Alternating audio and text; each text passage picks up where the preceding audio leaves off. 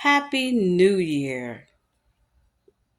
I just wanted to come on real quick to hope everybody had a great Christmas and looking forward to a brand new year. Don't mind my hair. It's just don't want to act right already in 2025.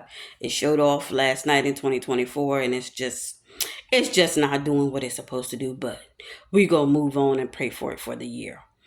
But I just wanted to make sure that everybody have a great and prosperous new year. I hope that everybody is doing well. Thank you for those that have subscribed. My name is Tanya, and this is my channel, Rediscovering Tanya.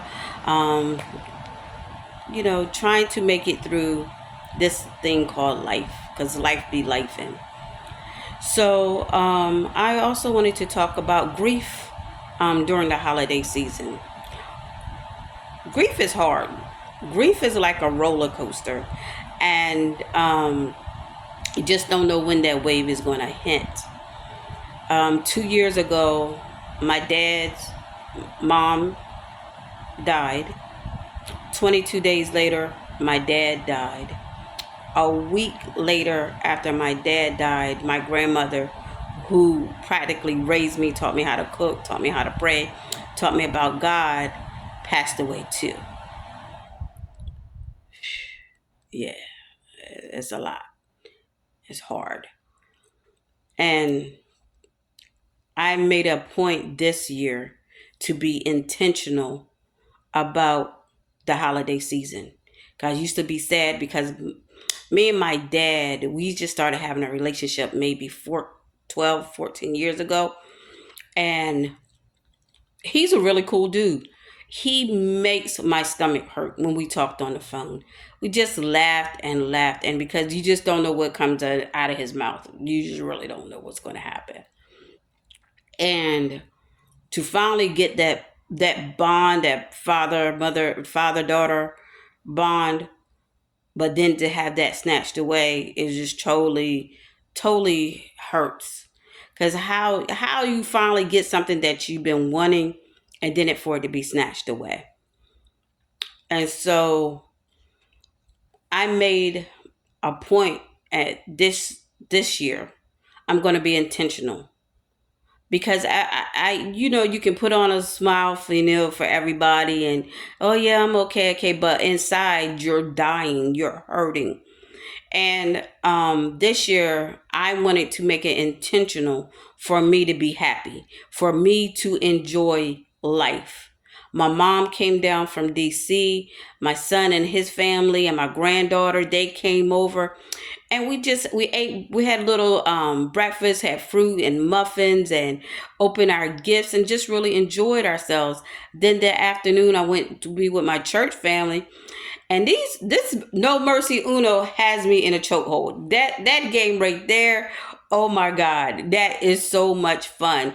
And we laughed and we ate and we just had fun. I was intentional on making myself happy this year. Not to put on a front, not to put on airs, but to be genuinely happy down in my sanctified soul, to be happy. And yes, don't get me wrong, there was days that I did curl up on my couch, put on a my comfy pajamas, my comfy socks, and binge watch Christmas movies. And I did, and I enjoyed it. Why? Because it was something that I wanted to do. It's something that I felt good about.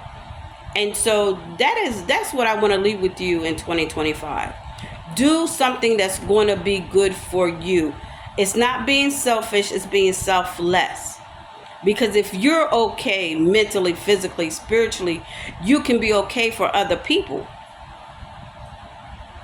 This year, my plan is, because I give to everybody my time, my money, anything anybody needs, I always do that. But when it's time to reciprocate that, I don't get all of that back. And this thing that stuck with me, Steve Harvey said it some years ago, and it just always stuck with me. It's like their emergency is not your emergency. Oh, I really need this. I really need that. But hold on. All right, I get back with you. But for me depleting my cup, how can you supposed to give people your overflow? But if you don't have overflow to give and you're giving out of your desperation to help other people, you can't be blessed. You're not being a good steward of what God gave you. And so that's my thing this year, is to be a good steward of what God gave me. And with my finances, with my time, with my thoughts, just to be a good steward over what's happening in my life.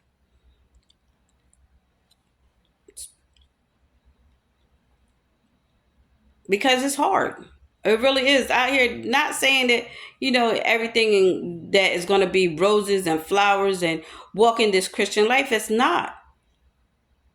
But you're going to have the fortitude to stand on what God has said in your life. Not what people say, not what people prophesy. I mean, don't get me wrong about what people prophesy, what have you. But you need to know God for yourself. It's that relationship with God that gets you through. It's your relationship with God that is going to help you go through what you're going through. Because when I had that family discord break apart on my mom's side of the family, on my dad and my dad's side of the family, when that discord break, I had nobody else but God. And there was days that I would get ready for work, hit my doorknob and bust out crying and could not move. Could not move. And I'm like, and God is like, you got to get yourself together. You got to let them go. They're where they're supposed to be. You need to get to where they're going.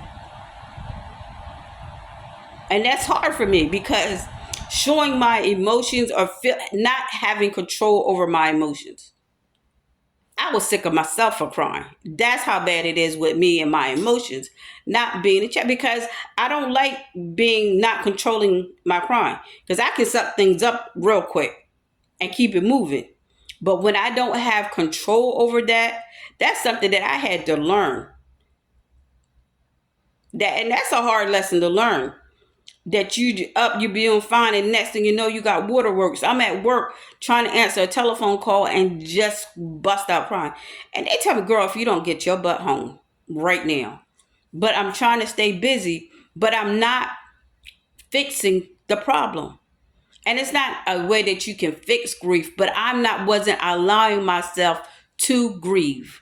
If you don't let yourself grieve, not even with people dying, even with the loss of a friendship, loss of a relationship, loss of a divorce, loss of a house, loss of a child, you have to allow yourself to feel it.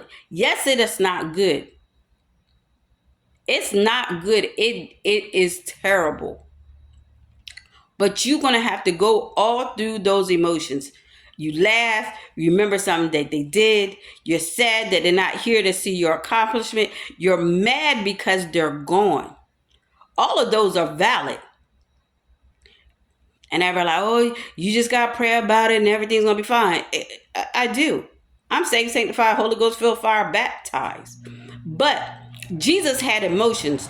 Jesus wept. Jesus turned over the tables. Jesus had emotions and feelings.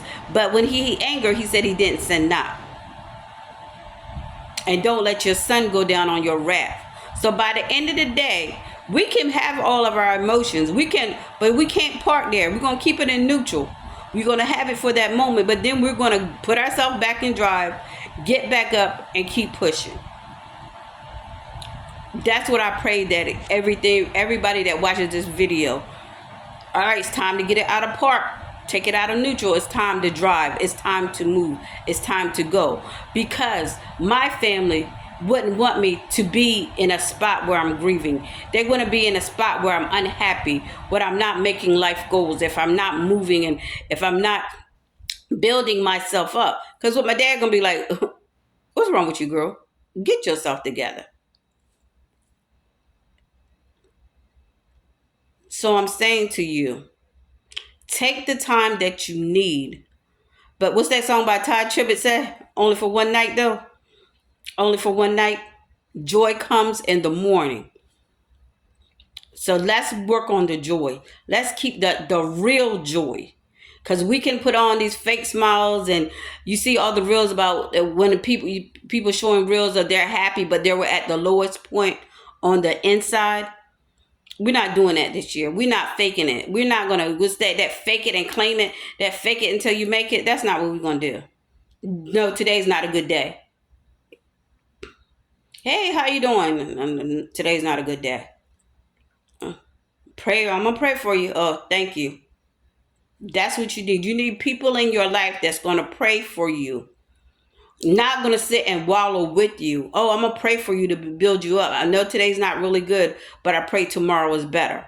That's what we need. And if you don't have anybody in that life, like, click, share, subscribe to my channel. I'll be that for you. We can be that for one another. That's what I want this community to be helpers to one another.